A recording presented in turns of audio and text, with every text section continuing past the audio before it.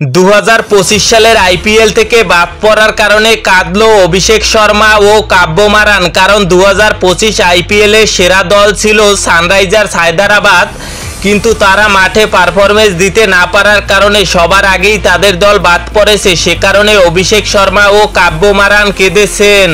Global super লিগের জন্য মাহমুদুল্লাহ রিয়াদ, আনামুল হক বিজয়, নাঈম শেখ ও মেহেদী হাসান মিরাজকে দলে বেরাতে আগ্রহ প্রকাশ করেছে রংপুর রাইডার্স। পাকিস্তানে ফুরফুরে মেজাজে আছে রিশাদ হোসাইন। আজকে তার সতীর্থদের সাথে পাকিস্তান ঘুরে দেখতে বের হয়েছিলেন তিনি, সেটা তার ফেসবুক পেজে পোস্ট করেছেন। বাংলাদেশি প্লেয়ার বলেই কি প্রত্যেকটা লিগে বাংলাদেশি প্লেয়াররা অবহেলার শিকার হন? কারণ আজও বেঞ্চে বসিয়ে রাখলো নাহিদ রানাকে।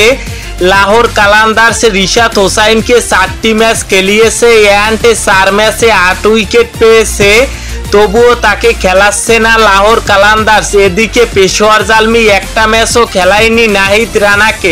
পাকিস্তানের বিপক্ষে 5 ম্যাচ টি-20 সিরিজ খেলার আগে আরব আমিরাতের বিপক্ষে 2 ম্যাচ টি-20 সিরিজ খেলবে বাংলাদেশ।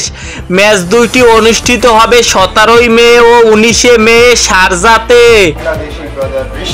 লাহোর কালান্দার্সের মালিক সামির চৌধুরী রিশাদ হোসাইনের খেলায় সন্তুষ্ট হয়ে তাকে একটি উপহার দিয়েছেন। সেই উপহারটা ছিল ওমানের টিকিট। ওমানের রাজধানী মাসকাটের টিকিট ছিল এটা, যেখানে টাকা ছাড়া ঘুরে আসতে পারবে রিশাদ হোসাইন। টিম সাউদি হতে যাচ্ছেন ইংল্যান্ডের পেস বোলিং কোচ। ক্রিকেট দুনিয়ায় চমক জাগানো একটি সিদ্ধান্ত।